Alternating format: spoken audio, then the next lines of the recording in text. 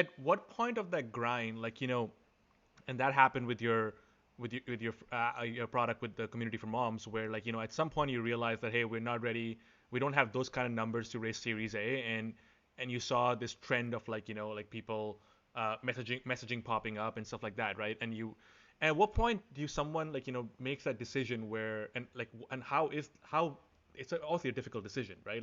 Should I be persevering, or should I be pivoting to this trend, right? So one, how much of that is luck, riding that trend, and how much is skill to be able to identify the trend, and what's your advice for that? I mean, luck exists everywhere all the time. Of course, some people are just in an environment that's a little bit has a little bit more luck than the others. So ultimately, is the perseverance, a little bit of flexibility, a little bit of the stubbornness, the balance is what helps you get a little bit more extra luck along the way. So the kind of visual image I have is, and this is commonly used in like evolutionary algorithms or optimization theory. There's a concept of global optimum and the local optima, right? Think of it as like a landscape. There's a lot of hills and valleys.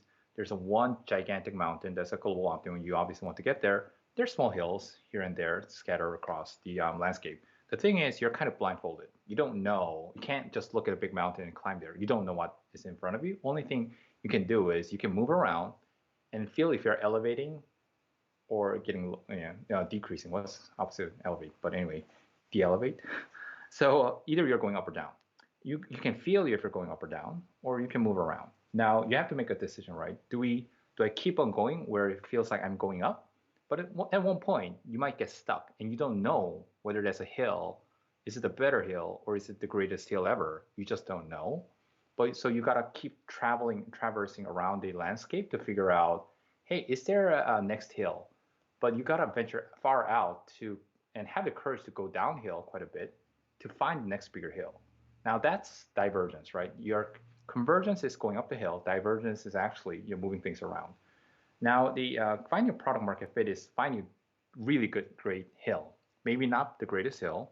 Finding a good enough hill is finding a good product market fit. You just have to keep doing what you're doing and grow.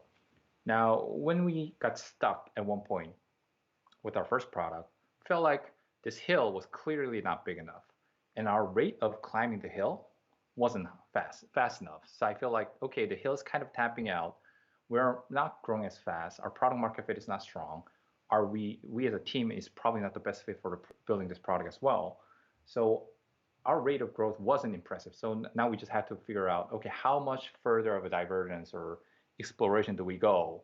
And I felt like right around the corner, there was a small kind of this narrow kind of hill that was connected to another hill that was like the chat API. It's like, okay, there's something there. I feel like I don't have to go all the way back down, but there's something that connects. But the dimension is still different because one was B2C and B2B. But from our view, there's a continuation of that path. So I kind of explored a little bit and immediately start feeling there's a greater hill that I can climb rapidly. Interesting. So I'm like, maybe that hill taps out really quickly too. We don't know. That's why we don't really know the market size when there's a new category. But we realize, okay, we can continue to climb the hill to $1 million AR and beyond pretty rapidly. So maybe this hill might be a much bigger hill than what we are used to be on. So it's really the balance between convergence and divergence, and then making sure that you're not converging too much or diverging too much. If you diverge too much, you're not going to climb any hills. You're going to jump ship. Yep. Like people when jump careers, it's also a bad thing for their career as well. So it's kind of the balance that makes sense.